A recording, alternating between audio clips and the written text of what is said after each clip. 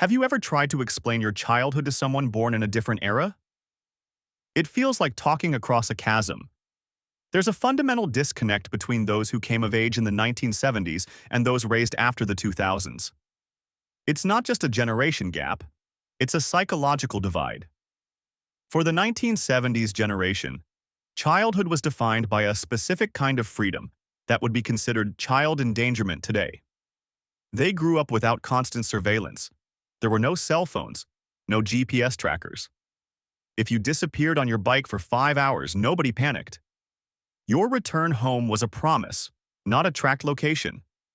Psychologically, this created something rare in modern society: innate self-reliance. It instilled a figure-it-out mentality. These kids had to solve problems on their own, often without adult intervention. This wasn't because their parents didn't care. It was because their parents trusted them, or perhaps were simply too busy trying to keep their own heads above water.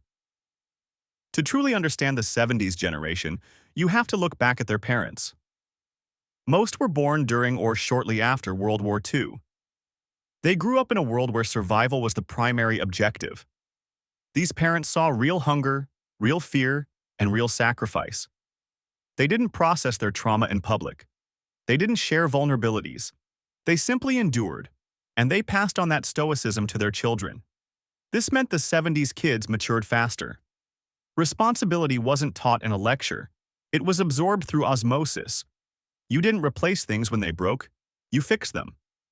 You didn't panic when things went wrong. You adapted. The help you needed wasn't coming from outside. It came from within.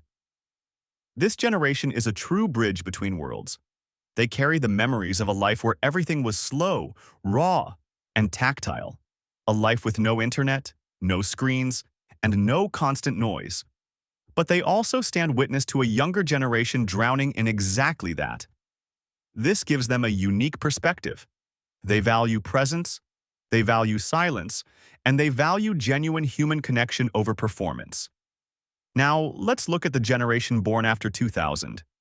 They entered a world where digital stimulation began before they learned to speak. Their brains have been running at full capacity since infancy, constantly absorbing notifications, videos, and messages. The result? Mental burnout and overstimulation. This generation is smarter, more creative, and more open-minded than previous generations, but they are also mentally drained in ways older generations never had to confront.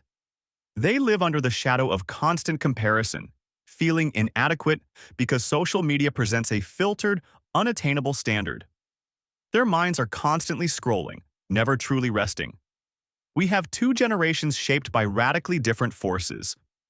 One generation learned resilience through neglect and silence. The other generation is trying to navigate a world where they are constantly connected, yet profoundly overstimulated.